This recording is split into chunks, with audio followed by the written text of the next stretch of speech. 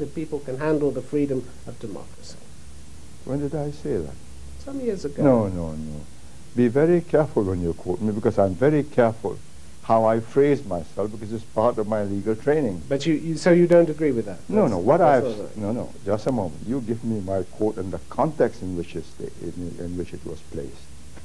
Don't just pluck out a few words and toss it at me unexpectedly in an interview and expect me to crumble. No, I'm not. I'm expecting you to answer it. So why should I answer something which I may never have uttered? The number of things I've said, even if I were a data bank, I wouldn't be able to retrieve it. All the criticism that Singapore has had, what effect does that have on you? Well, do you mind it?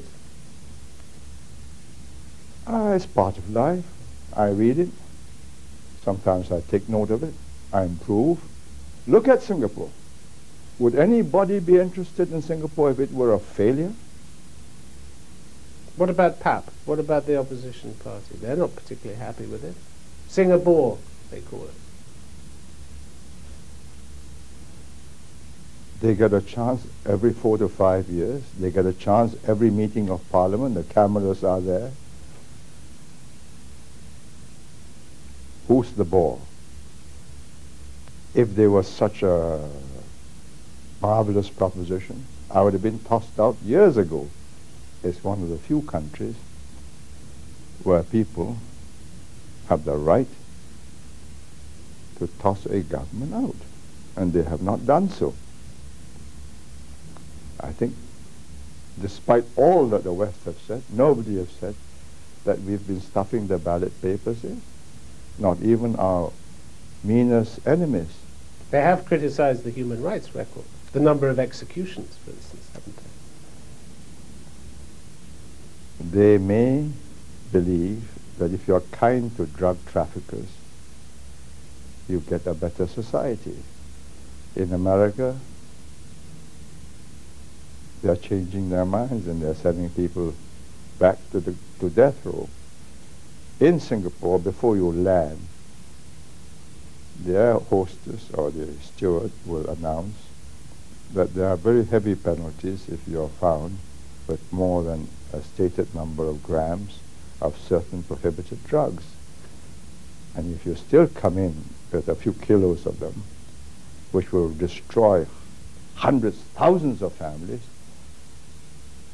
one death is too kind, because you are killing that family every day for years and years and years, that a daughter or a son is an addict. But the per capita rate of executions in Singapore is much higher than in the United States. Have you worked it out? According to Amnesty International. Have they worked it out Apparently. accurately? Per capita of what? Per capita of drug traffickers or per capita of population of Singapore? I am executing foreign drug traffickers. Let me tell you, the people who have been executed. Nigerians, because Nigerians are the most unlikely of drug traffickers in this Asian society. Dutch women traveling with African men. Dutchmen traveling with Chinese women. How do you calculate per capita? Per capita of Dutchmen entering Singapore, or per capita of Singaporeans as against Dutchmen? What's Amnesty talking about? Do they know what's happening? Do they ask themselves, what would happen if we send them all to prison for 5, 10 years, and we'll have to make more prisons because there'll be such an endless stream of them? And this is despite the death penalty. The rewards are so enormous that people are willing to risk it. And why not? Would you say that over the 31 years as you were Prime Minister that you were a ruthless man? Do I look to you a ruthless man? Here I am being pilloried, excoriated, by who? Abused by you. Merely asked questions, I thought. No, but every one of them is barbed and loaded, darts with a bit of arsenic in it. I'd like to think that you were given a chance to answer any question that was put to you, no? Oh, that's what I'm offering myself for, isn't it? But if I were a ruthless man,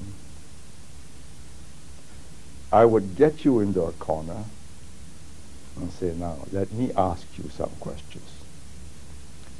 Why do you start with the assumption that your interviewee is always dumb and that you are smarter than him? Why do you assume that Asians are somehow unable to understand Western ways of life and that they would be so much better if they would become more like the West? Do you think that's the attitude of people, Westerners, that you talk to? Western interviewers, yes. But not all Westerners, because I've got many Western friends who know me very well, and we cease to look at each other as Easterners or Westerners. But when I meet an interviewer in a formal setting such as this, that's the assumption. Lee Kuan Yew, what does the future hold for you? What ambitions do you have? At 74, one doesn't talk, I don't talk anymore of ambitions. I've either done what I could have done, or I'm hardly likely to do it now. What I have done, I'm not ashamed of. What do I expect to do with myself for the rest of time? Have pleasant conversations with people like you.